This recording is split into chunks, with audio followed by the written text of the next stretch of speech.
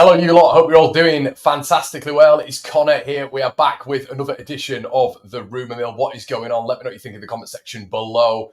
It is Wednesday, the 17th of January. What does that signify to me? It signifies that there is nearly an end point to this saga. That is the January transfer window, and it's going to be coming thick and fast, in my opinion. But before we start the video, everybody, please do us a solid, smash a like, and make sure you subscribe to the channel. There's 39% of you, it changes most days, 39% of you who are not subscribed. What are you doing? Do us a favour, subscribe to the channel. You might as well, if you're watching most of the videos, you get notified and all that good stuff. We have a video on the podcast, on the Patreon as of yesterday, which is a really, really good one, if I do say so myself.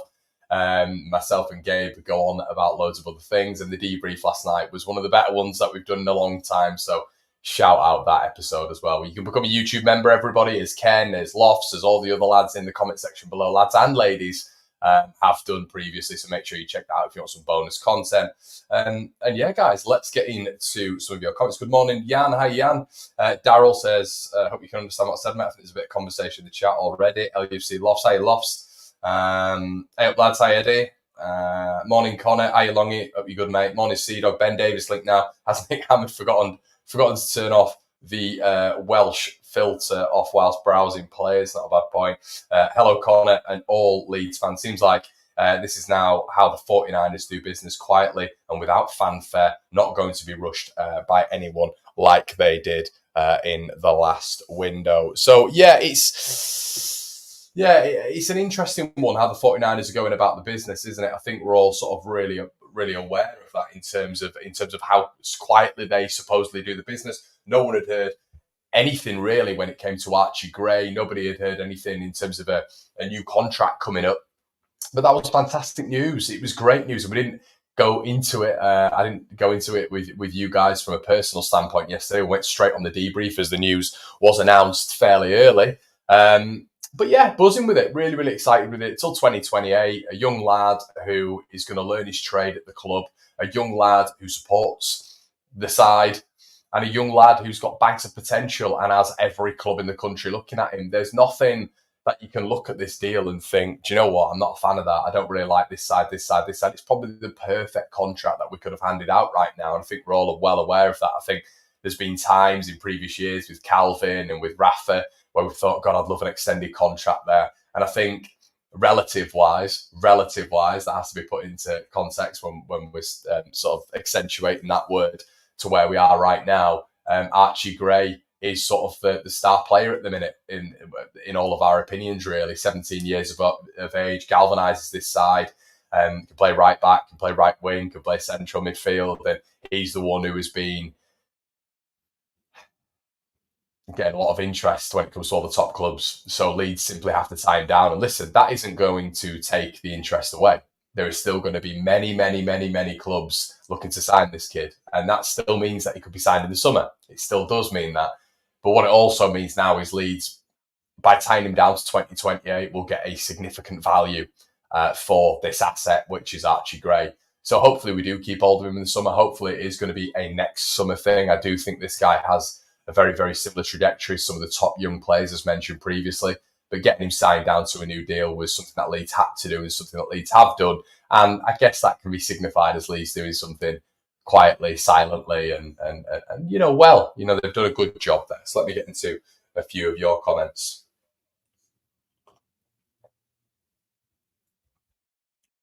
Morning, Connor, says Mark. Any truth in this Polish keeper? There isn't, mate. I don't think so. Morning, Noel. Hi, John. Morning, Connor, lad. So glad Connor ditched the cupboard setup. Yeah, what I will say, Wayne, is we've actually got, I'm moving flats, which is going to be nice and complicated when I'm trying to utilise this platform to earn a living. So, yeah, it's going to be a bit of a chaotic couple of weeks coming up. So it should be interesting. But yeah, I'm moving flats. So with my partner, so it's going to be a bigger space, hopefully.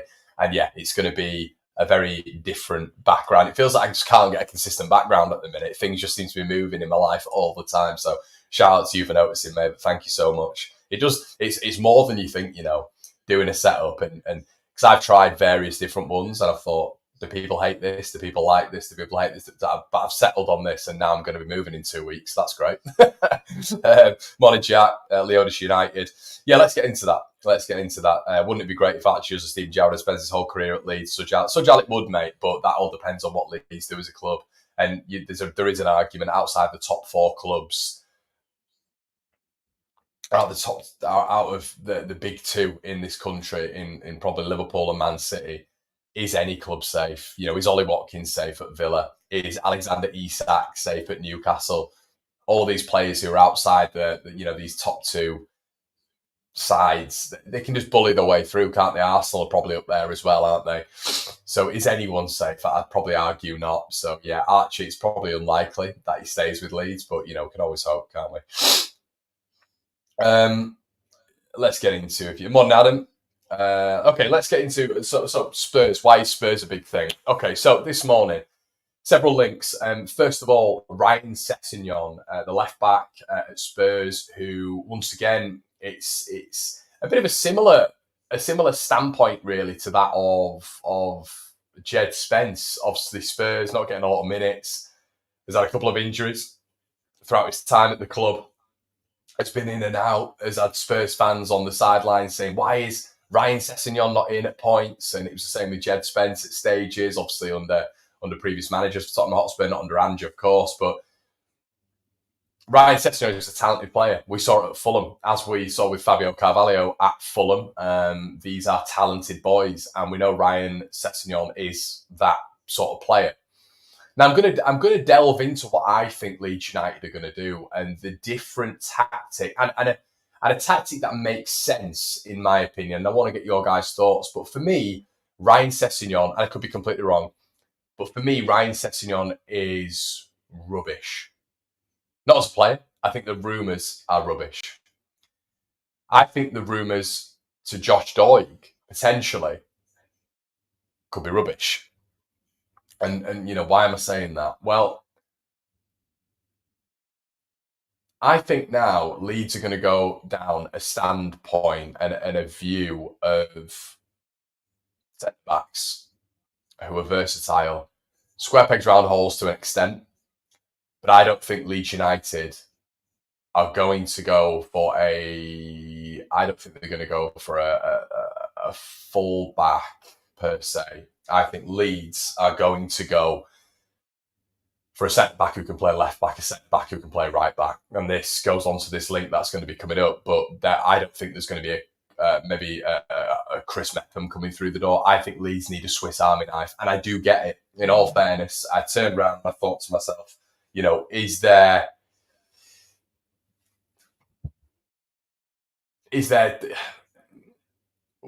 would this make sense? And it would.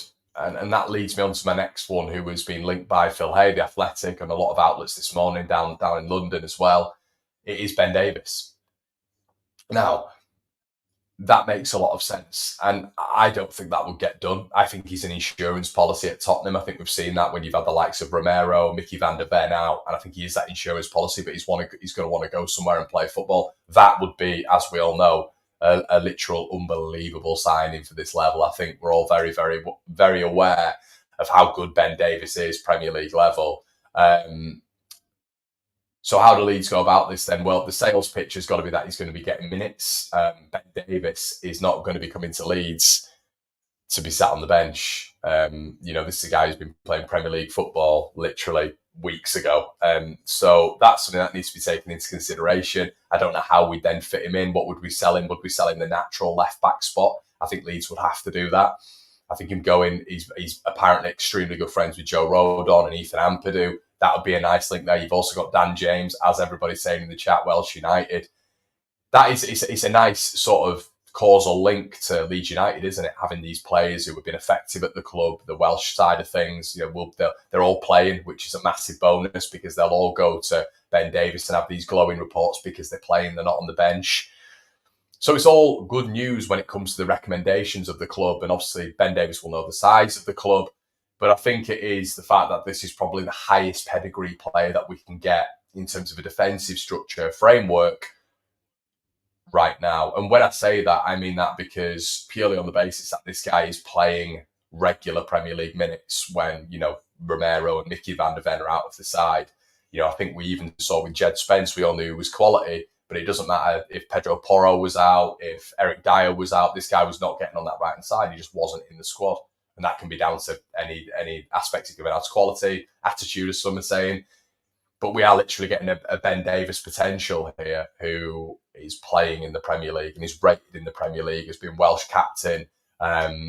So this will be a top signing. It will be a top signing. It's an ambitious one, a very, very ambitious one. I'm almost thinking to myself, they've given themselves 12, 13 days to pull off. Probably would be the signing championship-wise of the window. It's experience. It's someone who's played at the top level European football. And as I say, it's the Swiss Army knife. He can play centre-back and he can play left-back. For me, Leeds aren't going to go out and get a centre-back now and a left-back. They're going to get a centre-back who can play left-back. So it covers both positions, two birds, one stone. And it makes sense to a degree. If you've got Firpo there, who you're not moving on, Byron there, who's still going to be in the fold, you almost need a player there who can go in whenever those two are out, which is essentially what Ben Davies is doing at Spurs anyway. But best believe it, Ben Davies will be starting. He's better than Byram. He's better than Firpo. So it's going to be an interesting predicament there. But when Leeds maybe lose a Pascal Stroud, which obviously they have done right now, Ben Davies would come straight into the squad, straight to the starting 11, I should say. So let me know what you guys think, actually. We've not spoken about Ben Davies on the Rumour before. Morning, Connor. Hi, guys. We'll be with Wayne Hennessy next. Paul, hey, mate. Thanks for the donation, buddy. Really appreciate that. All the content you're putting out. We need a studio soon. I know, mate. I'm kind of trying to build a bit of a studio vibe. So I've got a few more things coming as well, which were suggested on the other videos, which might excite you guys. Not necessarily to do with Leeds. But, if you like to hear me waffling about football in general, it could be something exciting that's coming for you guys. We'll be linked with Wayne Hennessy next. Would you not be tempted to try to take Ben Godfrey? Yeah, I would. And do you know what, Clark? It's a really good suggestion, actually, Ben Godfrey. And you know why? Because it is that two-pronged thing at the minute, which I think Ben Davies provides as well. Ben Godfrey provides versatility across the back four, and I think that's what a lot of clubs look at now. It's that versatility. It's can you play left back? Can you play right back? Can you play centre back? Can you play defensive midfield? Ben Godfrey went to York. I grew up in York. He went to, I think it was Huntington School or Scrensel or something of the like. So he's based in, it's Fulford School. So he's based in this area. So yeah, it would make sense to go for Ben Godfrey. I think he's getting a decent amount of minutes at Everton though. But that sort of player, Clark, who Leeds are now evidently targeting, who is versatile across the back line, which means that they don't have to get a left back and a centre back and a right back and then guarantee them all minutes. They are now going for one, the Swiss Army knife, who can almost cover all positions. And I guess in a strange sort of way, it makes sense. And Ben Godfrey definitely fits that mould. Isn't Davies currently injured as well? What I will say, Andy, is I know he fits in. I know he does play, but he's got a bit of an injury record himself as well. Lappers says, Joe Bellingham, any thoughts, Connor? Yeah, Lappers. I mean, I think he'll be going to the next level, mate. I think Sunderland have got a really good data run model. Obviously, they brought Jack Clark in when no one was interested. Joe Bellingham. No one was after Alex Pritchard at the time. He was almost a bit of a washed player, and they bring him in. Tri Hume, who's unbelievable, by the way. We're talking about Liam Miller at Preston. I mentioned this on the debrief last night, where Archie struggled against him. Tri Hume at 20 years of age absolutely mullered him out the game. Liam Miller didn't know what to do. Should I go left? Should I go right? He's cutting off each avenue, and he was doing that 1v1 Tri Hume, which is the most difficult thing to do as a right back against a winger. 1v1 without any help. Against Preston, Sunderland just completely battered them at home. And one of the key battles was Tri Hume versus Liam Miller. And the reason I mention that is it's a data run model as well. I believe they got him from Northern Ireland for a cheap fee, almost Seamus Coleman-like when he went to Everton, when they got him from Sligo Rovers, obviously. But yeah, they've got a data run model. So I think what Sunderland always try and do, we know they're a selling club. I reckon if Leeds went in with, honestly, 5-10 million, maybe a little bit more for Joe Bellingham, they'd accept it. Sunderland are a selling club. But I just don't think that, I personally think, and this is my shout for the end of the season, could be wrong, and you guys might disagree, and I'm sure you will. My prediction is that Leicester and Southampton go up, and the playoff final, if it works out, is going to be Leeds versus Sunderland. So maybe on that side, they know that it's going to be a bit of a battle between us and them towards the back end of the season. And I think there's going to be a few twists and turns yet. But yeah, I think I don't think they'd sell him to a division rival. Is basically what I'm going on to there, mate. Daryl, morning, kind of nice hair, mate. Trust me, I'm getting it cut today, mate. Getting it cut today. Trust me. In fact, I'm getting it cut in about half an hour.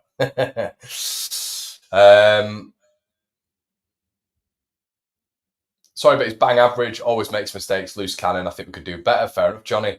Hi, Connor. What's the source for the Ben Davies link? Dan Dobb, I think it is The Athletic. I'm pretty sure it's Phil Hay. So you'll be able to check that on the airwaves, but I've been sent it about 3 or 4 times this morning. You guys are fantastic with links. You just ping me links on socials to aid me with the Rumour Mill, which if any of you don't do, just get on Twitter and ping me some links every morning. It really helps me with sourcing some information as well. And as I say, what I try do with the Rumour Mill, and I had some absolute clown called me out on this on social media who doesn't seem to understand how rumours work. So basically what I will do with pretty much every rumour that makes it down the line is I was lucky enough to work in the journalism world with a lot of your favourite journalists on a day-to-day basis. So, and a lot of very good journalists when it comes to every other club. So I will try follow things up. If there's nothing out there, people will tell me that there's nothing out there. So that's why I'm not coming on here like really happy about certain things, because I know at this moment in time there's no real credible things that are far down the line when it comes to Leeds. Ben Johnson, that was something that, I followed up and was told that there is a chance that could happen. Apparently Leeds were in conversations and then it got blocked. That's what happens in football. Football works that way. It got blocked. Don't know for whatever reason, but it did. I don't know what's going on with Ben Johnson, but that might materialise later on down the line. But football does that, Football really does do that. So, yeah, what I'll try to do with the rumours, make it completely unique, go out of my way and ask the relevant people at the relevant football clubs. So, yeah, I will do that with Davis. I've only got one person who I know down there, but I'll try. So that's what I'll try to do to make this Rumour Mill a little bit different. It's not the confirmation mill. As I've said plenty of times, it is the Rumour Mill. So I'll try my absolute best to get as much as possible. But I believe when it comes to the Ben Davies thing, mate, that is Phil Hay at The Athletic.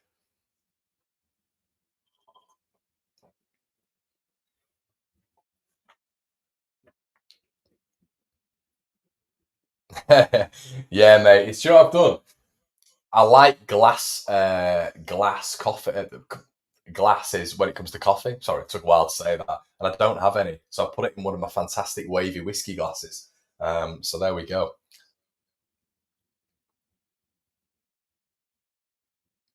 Yeah, it could be wrong, Dan Dobb. Yeah, wait and see, buddy. Wait and see. Playoff final will be Leeds Ipswich. Yeah, I've got a feeling it's just us and Sunderland. Us and Sunderland. I'm convinced of it. Just checking, is the 2 loan spaces Angus talked about now 3 with Spencer? Is Gareth? Yep, bang on the money, buddy. No chance KP is coming back, surely. In any case, would he get into the current team? No, he's not coming back, mate. And listen, I know Brownie will disagree with this, and it's a lot of sentiment when it comes to Kalvin Phillips. But I personally believe that Crystal Palace is a good level for him. I don't think I never thought he was Man City anyway. And never thought he was Man City anyway. I didn't massively think he was Newcastle. I didn't. If people talk about Aston Villa, no. When you look at that midfield, Brighton, no. I personally am of the opinion that a Crystal Palace is a really good move for Kalvin Phillips. I don't think Palace are a bad side whatsoever. But if we've been brutally honest, they are a mid to lower Premier League side. I said this 2 years ago. That is his standard. That is his standard. He will never be the same player again, in my opinion, without that genius manager who we have. I don't think he'll have the exposure as a midfield player. I don't think he'll have the license. I like Phillips. I always liked Phillips.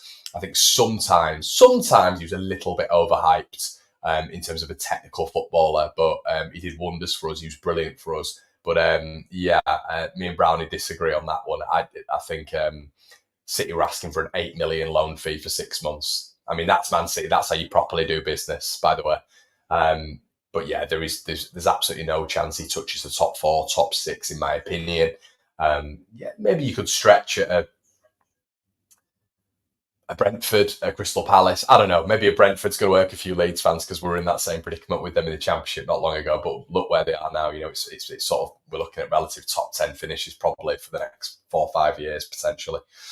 A cheeky offer for Jordan Henderson. Yeah, mate. I put coffee in a glass. There is, mate. Thank you, Matt. At last, I don't like the bowl. The bowl cups, which are like soup cups. I'm not a massive fan of them, to be honest.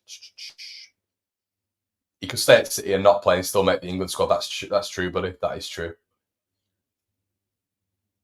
Do you think we could do with a 9?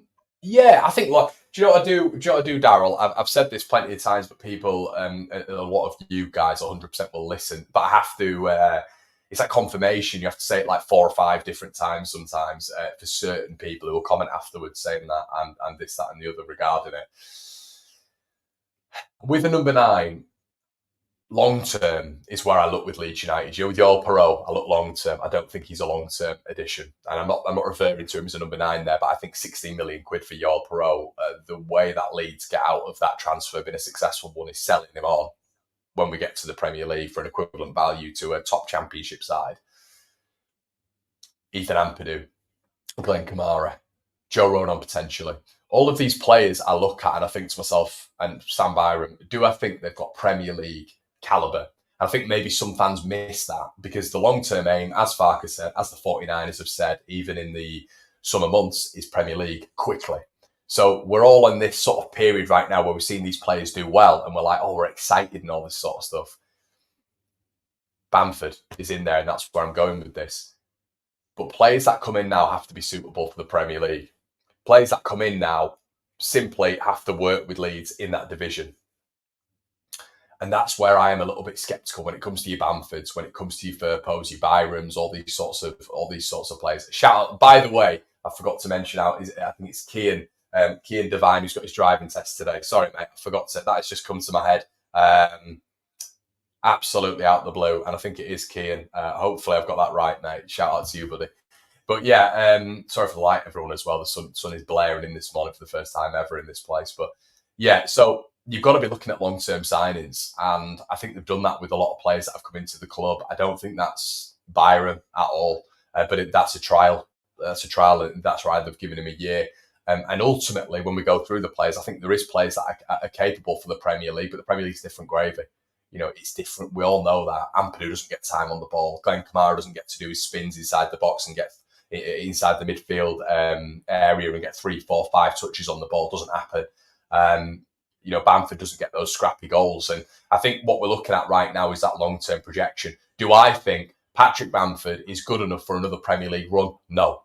I still need to be convinced that Patrick Bamford is going to stay fully fit for this Championship campaign. And I also need to be convinced that Patrick Bamford is going to consistently perform with the rest of this campaign. So would I still look at bringing in a number 9 who is going to work for Leeds United in the Premier League and is a long-term option? Yes, of course I would. And I just keep, and this is the difficult thing with doing the streaming, you don't just get people coming back going, what were you saying about Bamford, Connor? And it's like, nothing's changed, everybody. I'm still in the same mindset of if we are to be a Premier League outfit, this squad needs mass surgery still. Southampton aren't good enough, anywhere near good enough for the Premier League right now. Neither are Leicester, neither are Leeds, neither are Ipswich. We're all in the same reality right now. All 3 of us, or all 3 to 4 of us, we all come straight back down with the squads that we have right now. So that's why when I look at players like JOBE, when I look at players like Byram, and you all might think, oh, he's been heavily critical. I'm really not. For what we are right now, they're okay. But Premier League wise, when we are signing players right now and we're putting them on 3 or 4 year contracts, they're going to work in the Premier League. So we've made mistakes like this before when it comes to signing players, you know, for long-term projections which haven't worked. Leeds need to sign players right now with the vision that this is going to work in the Premier League, because we're going to be there in 3, 4 years time, surely. Because otherwise, what's the point? Maximum 3, 4 years. What's the point in all of this? You know, so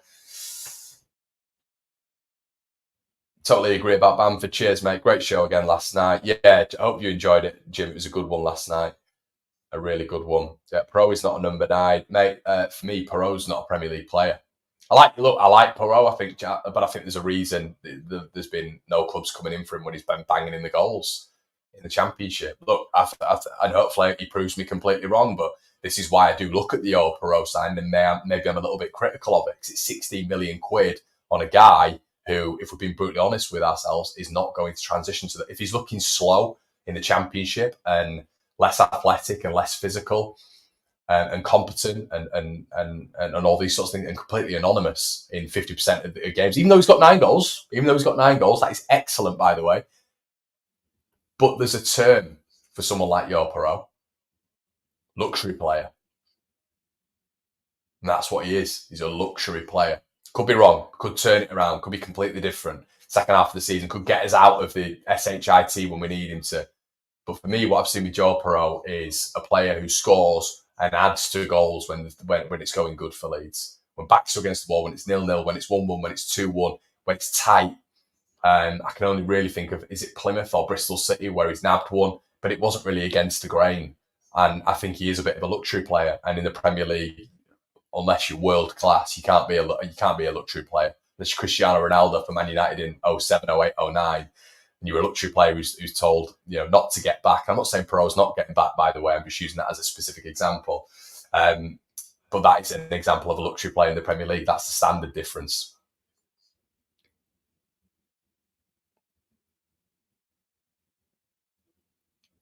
Good evening, Connor. Hiya, mate. Hope you're all good. We tried it with the Championship squad in the Premiership, and that worked well, didn't it? Yeah, to be fair, mate, to be fair. And that's what I mean. Gareth. I mean, your core edge is I mean, that's a player, isn't it? That is a player, and that is an example when you look characteristic wise, athleticism, physicality, goals, assists. Just look at the physical specimen that he is. That is someone who at some point will play in the Premier League. You look at him and he's got absolutely everything. It's very difficult for Leeds to find that right now. And listen, if at one point we turn around and we spent 16 million quid on Per, he scores 15 to 18 goals, right? Scores 15 to 18 goals, which he might do. I think he'll definitely get to 15. 15 to 18 goals. Leeds go up and then Leeds sell him on. There's no problem with that. But in my opinion, this is what this is right now. In my opinion, a player like Joel Per, where systematically there's no real place for him, and we know that he's on the bench now to like a 9 on 31-year-old striker who's been out of form for 2 years and been injured for 2 years. I don't see how he's then going to transition and evolve into a Premier League player who can get us out the mud a little bit. I don't see how that's going to happen when you look at his attributes. I just don't see that. But that's what I'm talking about when you come into Paddy. You have to rely on Patrick Bamford right now, but is he the reliance for Premier League if we were to get there? But then you've got to ask yourself the question, is Joel Per? And this is what I'm talking about with this Leeds squad. This Leeds squad needs surgery going up to the Premier League. The going's good now, of course it is. But in the Premier League, when you look at games like Preston, West Brom, Coventry, Rotherham, Stoke, Sunderland, games like that, listen, you're getting ruthlessly battered in the Premier League with games like that. So yeah, the squad surgery needs to happen now, and it needs to happen with a number 9 right now, in my opinion.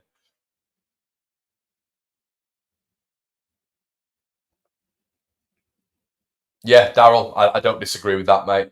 Morning, Connor. Hiya, Avo. Connor, what if you take Per from midfield and play him as he's not? Yeah, Michael, he's not a striker, mate. He's someone tried to like pepper me with these stats about they're on the live stream actually of Per being a number 9. Footmob said so. Footmob have also said that Elia Gruev was playing centre back at the weekend, and he's played centre back numerous times. I think he's played centre back for Bulgaria once, but he's not a centre back as we know.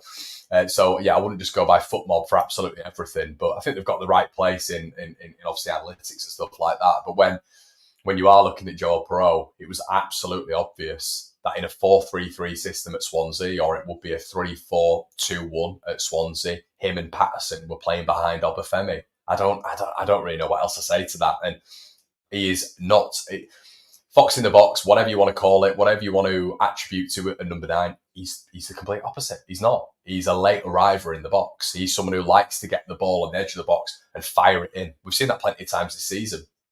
He's not a tapping merchant, really. So all of these things that you attribute to a Patrick Bamford, who is a number 9, doesn't play between the centre-backs, doesn't play off the centre-backs, hasn't got that extra yard of pace that Bamford has over him, as we've seen in the training videos. He's not a number 9. And you'll speak to Swansea fans, you can do a search online, articles talking about how he's been playing in the 10 position for Swansea. You know, you can speak to Swansea fans, which I have done. He's not a number 9. It's not an out-and-out number 9. So I saw it the other day on Twitter, everyone, people saying they're blaming Farke for not playing him in the number 9. You know, I am, if anyone is, I can be Farke's biggest critic when it comes to certain things, which we don't need to get into. But overall, Farke's not done anything wrong when it comes to his positioning. He is a 9.5/10. Sorry, Martin, a bit of chat going on. Ricky says, it's good to see that of working relationships with both City and Spurs. Yeah. Mikey says, sick of this pro talk. If we get promoted, the 49ers will completely overhaul this squad. They've signed players to get us out of this league, not for the Premier League. I think that's a good way of looking at it, Mikey, to be honest. Well, not half, mate. Not half. I think we're speaking about Oscar in the summer, weren't we?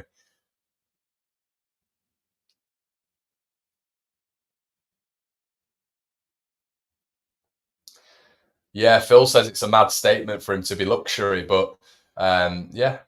That's how I believe it. But yeah, guys, I think that, as I said, when it comes to the new defence and bringing in, like when there's people, we've heard the rumours this morning of Brian Sessegnon. I wouldn't go for Sessegnon. I don't think that's the right one. I think Ben Davies, just to reel off this morning, I think Ben Davies would be a top signing.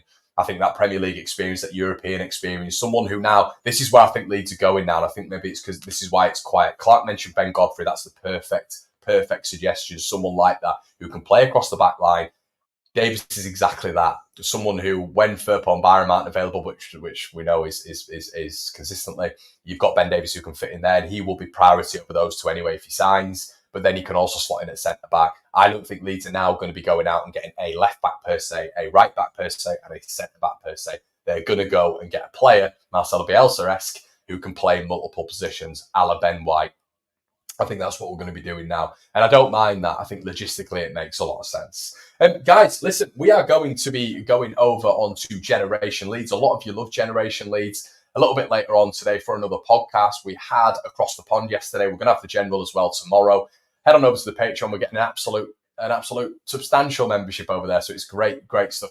YouTube memberships. Going to be trying to put a few bits out for those guys as well. Maybe a few posts, maybe a few videos and stuff like that. Live stream reactions. I want to bring reactions to the channel as well. But unfortunately, you do that on YouTube, you get blocked because it's copyright. So we have to do that on other means, Patreon, memberships and all this sort of stuff. So head on over there if you want that sort of stuff, guys. Like before you leave. You can hit the thanks button down below if you want to just leave a one-off donation as well to the channel, which all goes to the proceeds of doing this sort of 2 or 3 times a day.